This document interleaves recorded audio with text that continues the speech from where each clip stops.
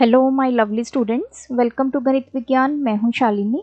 आज की वीडियो में हम प्रैक्टिस करेंगे एक्सरसाइज 3C के क्वेश्चन नंबर 1 to 3 की। नोट्स के लिए हमारी वेबसाइट ganitviggyan.in पे विजिट कीजिए, लिंक आपको डिस्क्रिप्शन बॉक्स में मिलेगा। क्वेश्चन नंबर 1 ए पार्ट है, if the letters have usual meaning the formula for finding compound interest compounded yearly for the given time is. हमें टाइम गिवन है, हमने बताना है कि कंपाउंड इंटरेस्ट की क्या वैल्यू होगी।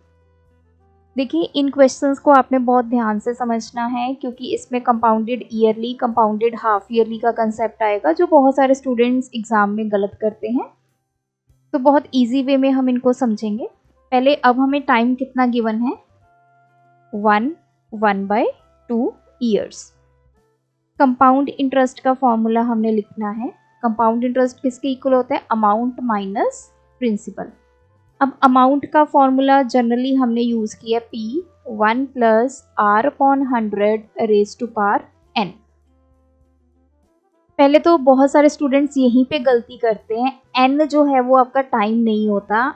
n means the number of times interest is calculated.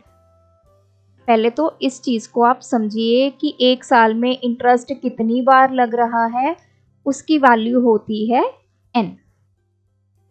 तो ये हमें समझ में आया। अब देखिए टाइम कितना गिवन है, 1/2 और यहाँ पे लिखा हुआ है कंपाउंडेड ईयरली। ईयरली का मतलब ये है एक साल में एक बार इंटरेस्ट कैलकुलेट होगा।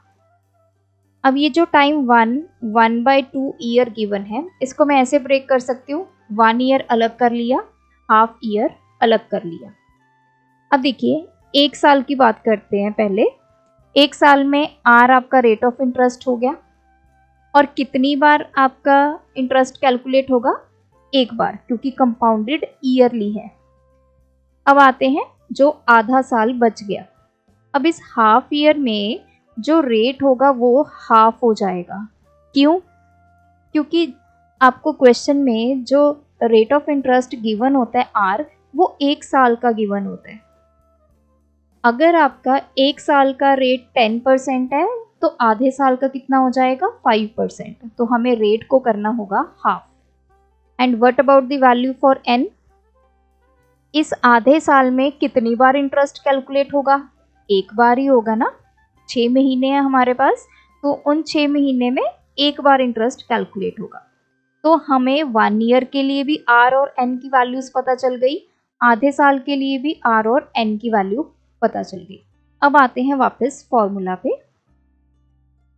अब दोनों के लिए R की वैल्यू डिफरेंट है। जब हमारे पास रेट की वैल्यू डिफरेंट होती है तो आप अमाउंट का कौन सा फॉर्मूला यूज करते हो, P 1 + R1/100 raised to power n into 1 + R2/100 raised to power n।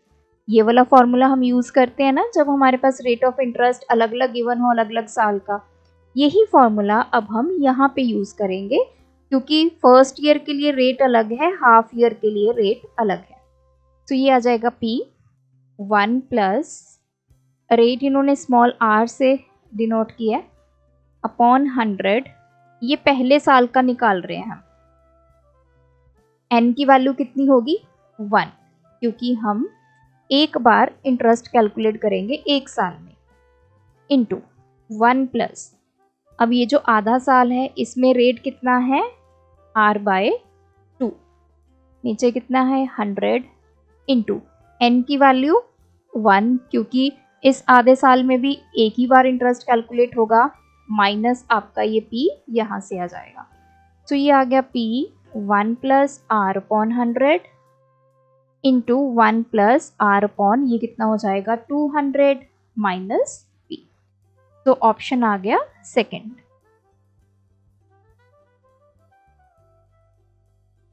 इसी ए का सेकंड पार्ट है, मतलब टाइम अलग अलग गिवन है आपको। एक साल के लिए क्या हमारा कंपाउंड इंटरेस्ट होगा। अब टाइम हमें गिवन है 1 ईयर। अब एक साल में आपका रेट तो R रहेगा और n की वैल्यू कितनी होगी, 1, क्योंकि एक साल में एक बार इंटरेस्ट कैलकुलेट होगा। हम ये 1 वैल्यू कहाँ से ले रहे हैं, कंपाउंडेड ईयरली। अगर यहीं पे हाफ ईयरली लिखा होता तो एक साल में 2 बार इंटरेस्ट कैलकुलेट होता, तो n की वैल्यू 2 हो जाती। सो इसका फॉर्मूला कंपाउंड इंटरेस्ट का अमाउंट माइनस प्रिंसिपल, अमाउंट का formula P 1 plus R upon 100 raise to power n minus P। तो P 1 प्लस R को छोटे r से रिप्रेजेंट कर दिया अपॉन n, 100, n की वैल्यू 1 माइनस P। तो ये आ गया ऑप्शन 1। थर्ड पार्ट है 2 1.5 ईयर।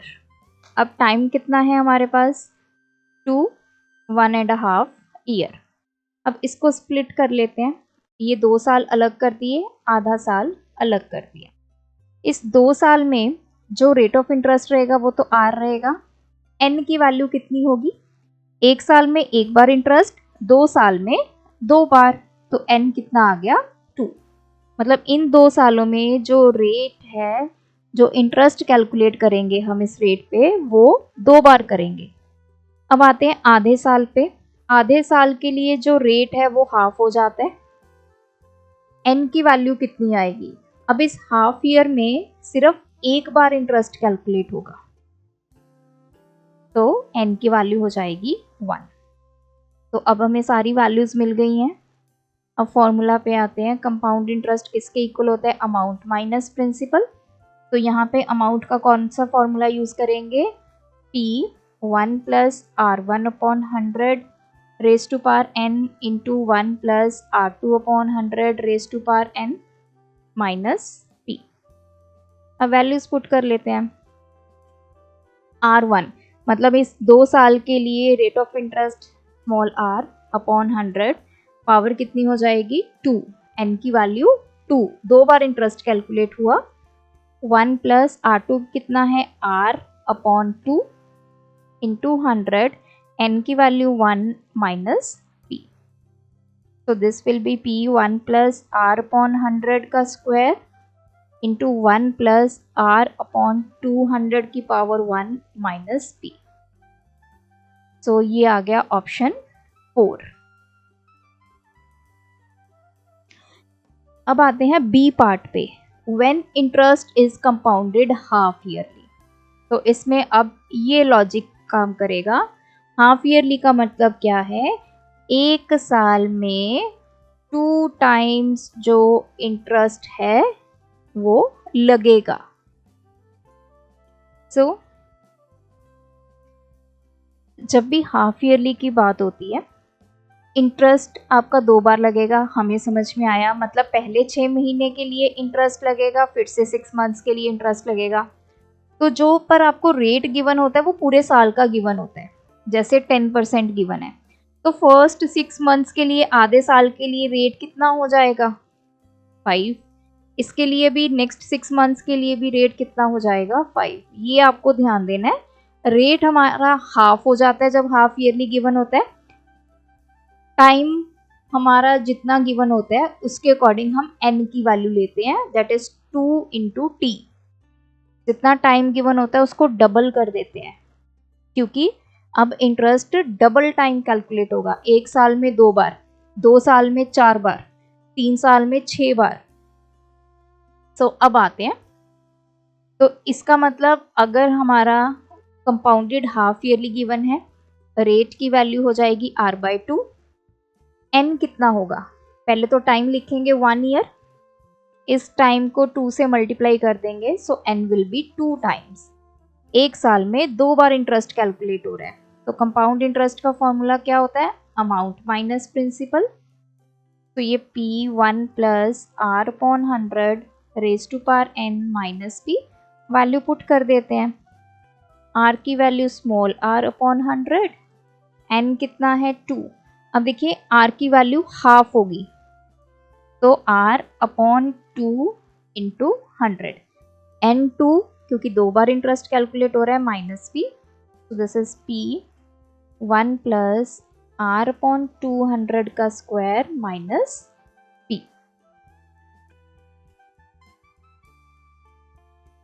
सो ये आ गया option 1।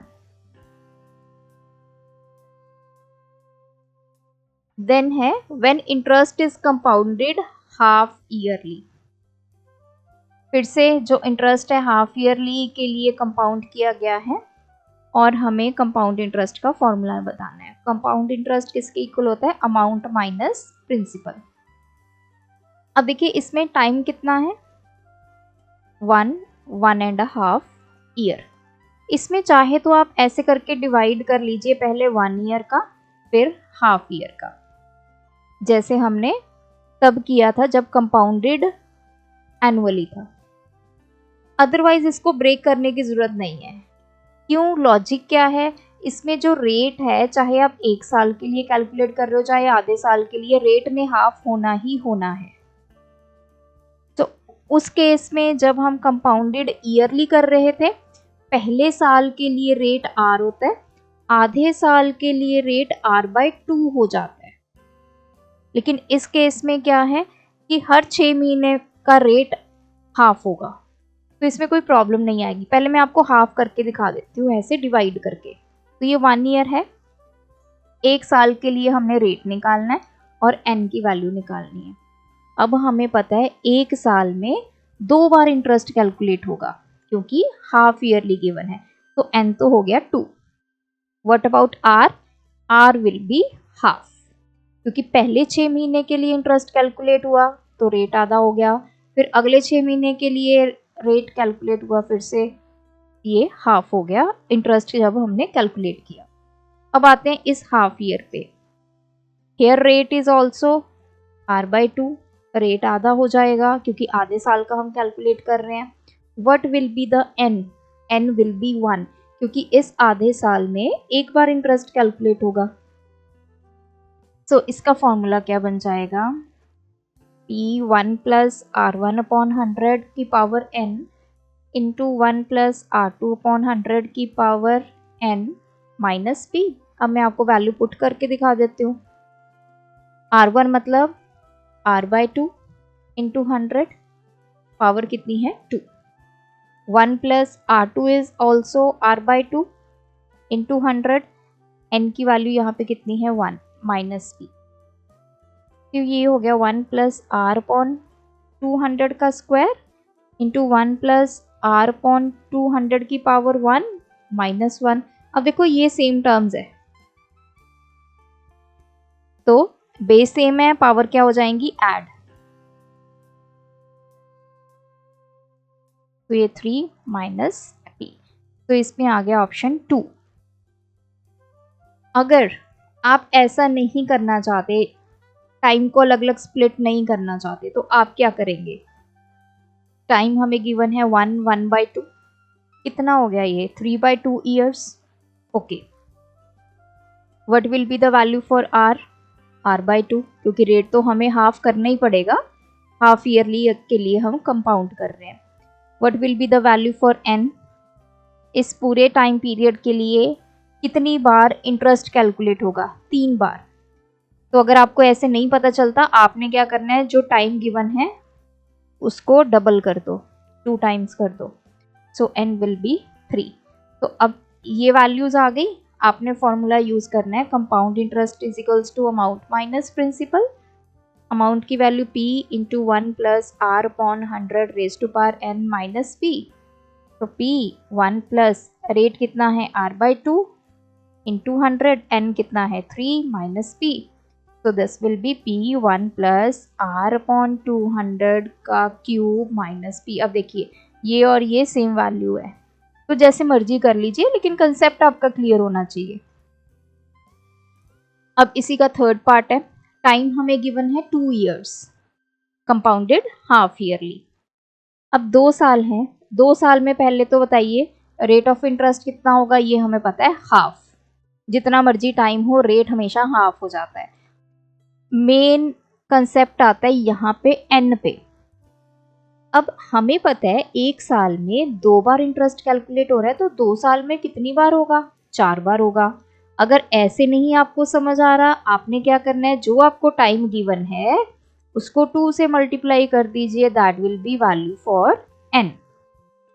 So compound interest is equals to amount minus principal. Amount का formula P1 plus R upon 100 raised to power n minus P. P1 plus R कितना है, R by 2 इंटू 100, n की value 4 minus P, तो ये आ गया P1 plus R upon 200 की power 4 minus P. सो इसमें आ गया third one. Now C part is, if 6000 earns compound interest 1200 in 6 months, then the rate of interest per year is. अब इसमें क्या बोला है कि जो 6000 अमाउंट है उससे हमें कंपाउंड इंटरेस्ट कितना मिल जाता है 1200. कितने टाइम में, 6 मंथ्स में. तो हमें रेट ऑफ इंटरेस्ट पूरे साल का कैलकुलेट करना है. अब देखिए यहाँ पे ध्यान से आपने समझना है कि इसका क्या लॉजिक है. ये हमें गिवन है principal value 6000 rupees, compound interest given है 1200 रुपीज, हमें टाइम कितना गिवन है 6 मंथ, मतलब हाफ ईयर, आधा साल, और रेट ऑफ इंटरेस्ट इसने कितना पूछा है, पूरे साल का पूछा है. ठीक है जी. अब अगर हमारे पास टाइम हाफ ईयर है, ये जो हमें कंपाउंड इंटरेस्ट मिला है वो आधे साल का ही मिला होगा. इट मीन्स n की वैल्यू कितनी है, पहले तो 1. क्यों 1? क्योंकि एक बार ही इंटरेस्ट कैलकुलेट हुआ इस 6 मंथ्स में. And what about the value for r? Rate कितना होगा पूरे साल का. अगर रेट r है तो हाफ, जो मतलब हाफ ईयर का या 6 मंथ्स का रेट कितना होगा, r by 2. ये आपने ध्यान रखना है. इसको r से कैलकुलेट करोगे तो वो गलत आएगा. ये क्योंकि कंपाउंड इंटरेस्ट जो निकला है ये सिर्फ आधे साल का निकला है, और उस आधे साल में कितनी बार इंटरेस्ट का कैलकुलेट हुआ, एक बार. कितने रेट ऑफ इंटरेस्ट पे, r by 2. ये पूरे साल का था और उसका हाफ कर दिया तो r by 2. अब कंपाउंड इंटरेस्ट का फॉर्मूला क्या होता है, अमाउंट माइनस प्रिंसिपल. अमाउंट का formula P1 plus R upon 100 raise to power n minus P हो गया. वैल्यू पुट करते हैं, P की वैल्यू 6000, कॉमन ही निकाल लेते हैं. चलिए 1 प्लस रेट कितना होगा, R by 2 into 100 raise to power n की वैल्यू 1, क्योंकि इन 6 महीने में एक ही बार इंटरेस्ट कैलकुलेट हुआ और आधे रेट पे इंटरेस्ट कैलकुलेट हुआ, तो हमें ये कंपाउंड इंटरेस्ट की वैल्यू मिली 1200. माइनस 1 हो गया, ये वैल्यू इधर चलेगी. 1200 upon 6000 is equals to 1 plus r upon 200 minus 1. ये कैंसिल हो गया, तो इसको भी कैंसिल कर देते हैं. ये आ गया हमारे पास, चलिए इसको 6 टू द 10, ये आ गया 1/5 इज इक्वल्स टू, यहाँ पे +1 और -1 कैंसिल हो गया.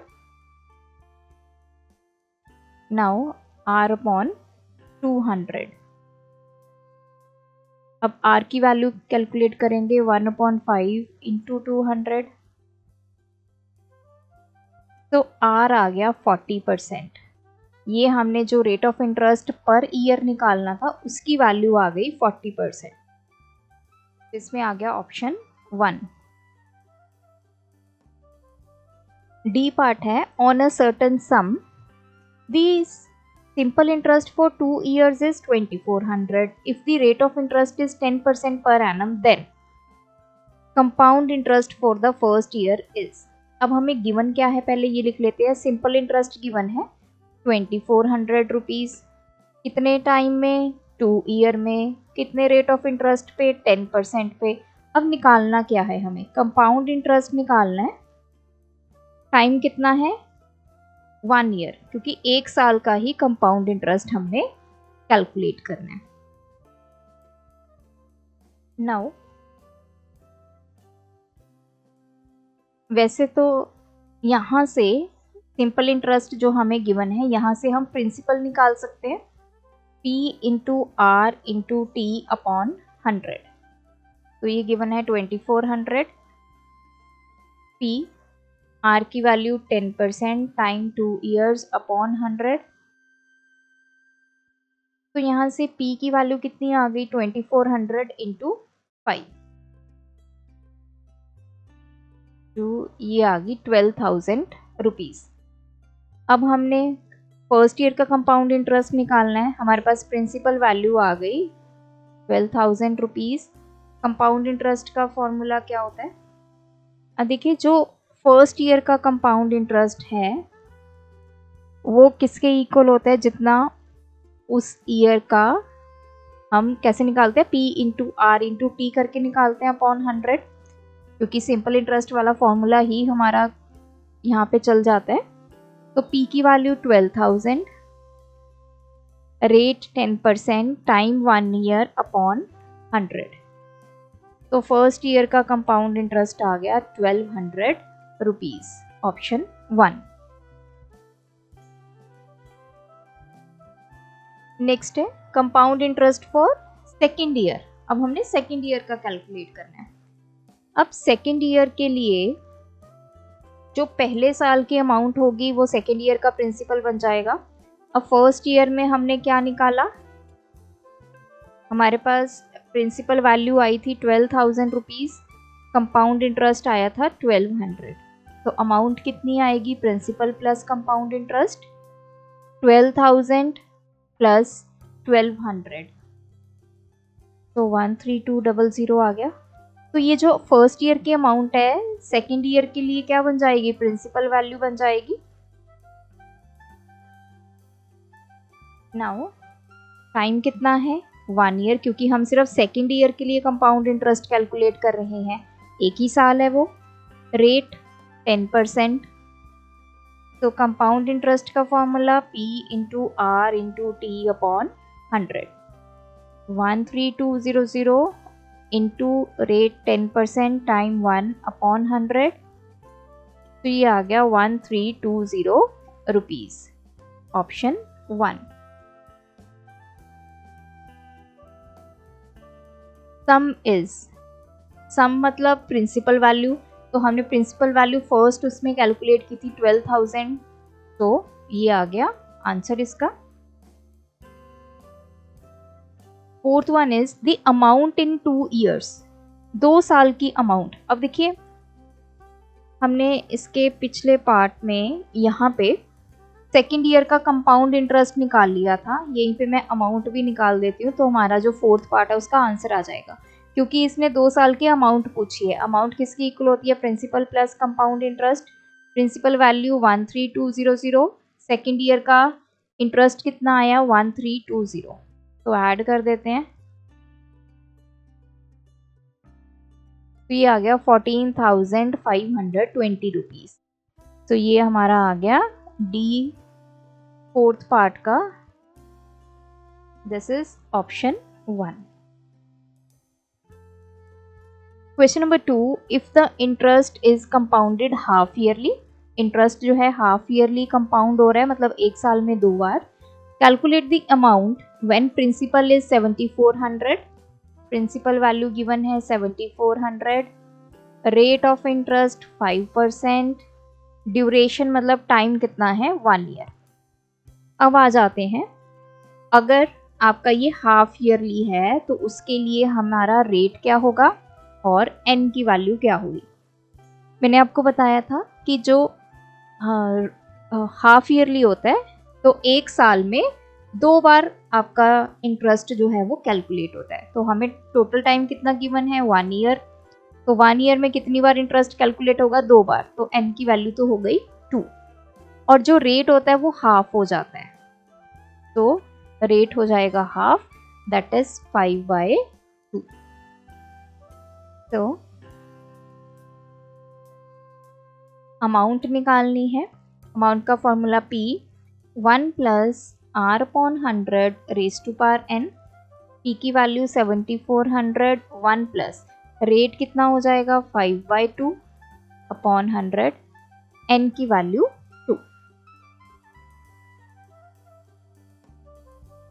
तो ये हो जाएगा 1 प्लस 1 अपॉन 40 इस पूरे का स्क्वायर, 7400 इंटू 40 एलसीएम आ गया 40 प्लस 1 का स्क्वायर, ये आ गया 41/40 का स्क्वायर।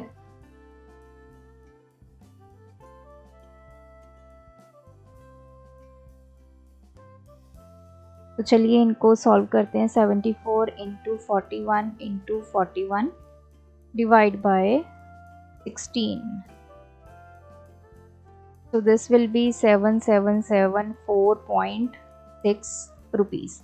तो ये आ गई हमारी अमाउंट आफ्टर 1 ईयर, जब हमने इंटरेस्ट को हाफ ईयरली के अकॉर्डिंग कंपाउंड किया। Question number 3, find the difference between the compound interest compounded yearly and half yearly. हमने कंपाउंड इंटरेस्ट का डिफरेंस निकालना है।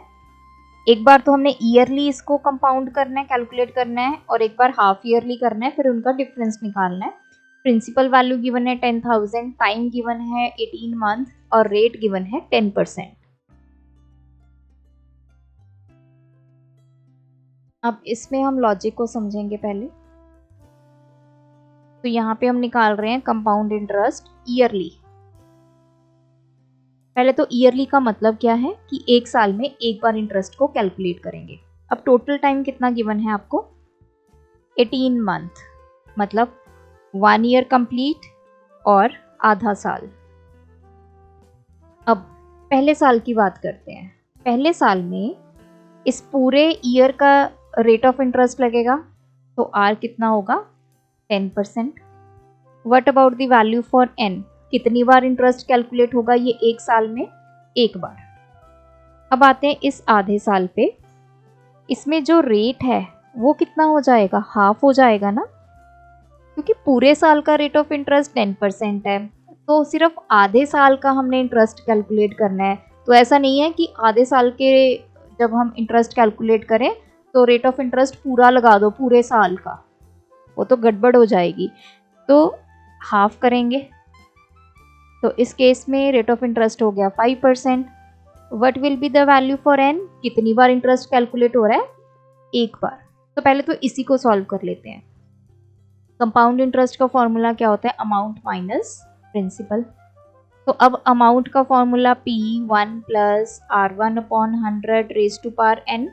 ये क्यों लगा रहे हैं, क्योंकि दोनों का रेट ऑफ इंटरेस्ट अलग अलग है, इसलिए ये वाला फॉर्मूला लगेगा।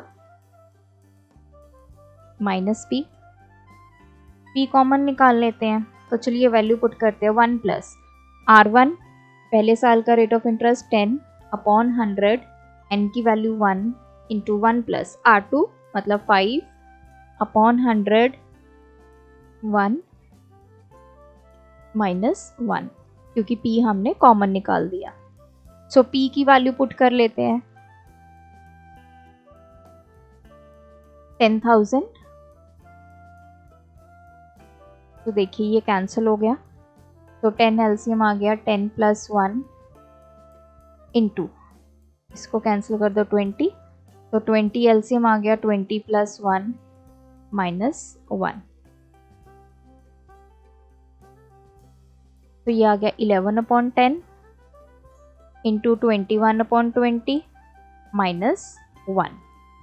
10,000, पहले इन दोनों की मल्टीप्लिकेशन करते हैं। 11 इंटू 21, ये आ गया 231 upon 200 minus 1, so this will be 10,000 into 200 LCM आ गया 231 minus 200, 10,000 into 31 upon 200।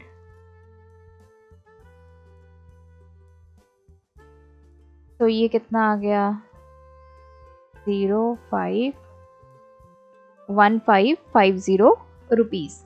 This is the compound interest जब हमने ईयरली इसको कंपाउंड किया। देखिए अगर सेम वैल्यू पे आप कंपाउंड इंटरेस्ट कैलकुलेट कर रहे हो ईयरली और हाफ ईयरली, तो हाफ ईयरली का कंपाउंड इंटरेस्ट हमेशा ज़्यादा आएगा एज कंपेयर टू ईयरली।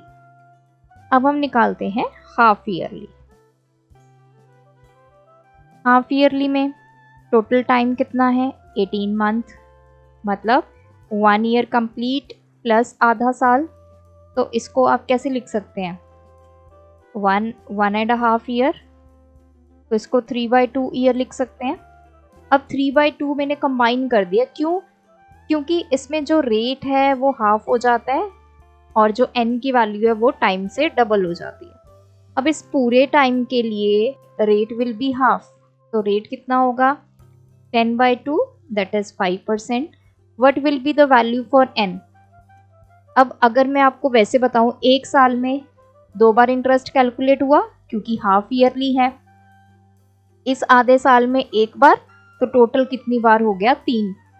या फिर आप ऐसा कीजिए, टोटल टाइम कितना गिवन है, 3/2 ईयर, इसको डबल कर दो तो ये आ गया 3। अब हमें r की वैल्यू पता चल गई, n की वैल्यू पता चल गई। कंपाउंड इंटरेस्ट का फॉर्मूला लगाते हैं, amount minus principal, P1 plus r/100 raise to power n minus p।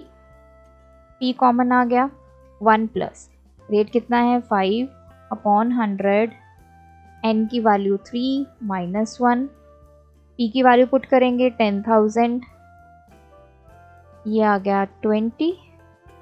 तो यहाँ पे 20 एलसीएम, 20 प्लस 1 का cube minus 1, this will B 10,000 into 21/20 का क्यूब माइनस 1।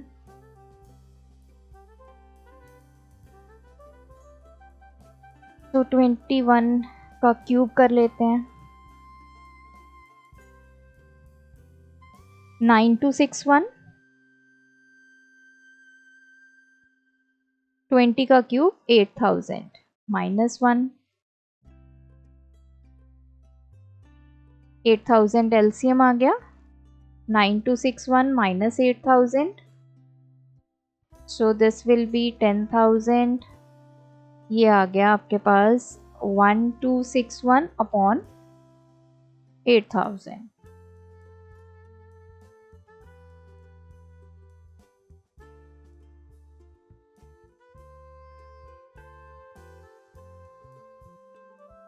तो ये आ गया 1576.25। अब देखिए, इन दोनों का हमने निकालना था डिफरेंस, स्टार्टिंग में यही पूछा था। तो क्या करेंगे, 1576.25 माइनस 1550, ये आ गया हमारे पास 6 और दिस इज 2, तो ये आ गया 26.25। तो 26 रुपये 25 पैसे का डिफरेंस है। अगर सेम रेट को आप ईयरली कंपाउंड करते हो या फिर हाफ ईयरली, तो प्रिंसिपल वैल्यू सेम है, टाइम सेम है, रेट सेम है, तो ये डिफरेंस बनेगा। सो ये थे आज के वीडियो के क्वेश्चंस, आप भी प्रैक्टिस कीजिए। कोई डाउट है कमेंट ड्रॉप करें। Thanks for watching. बढ़ाना है ज्ञान, फॉलो गणित विज्ञान।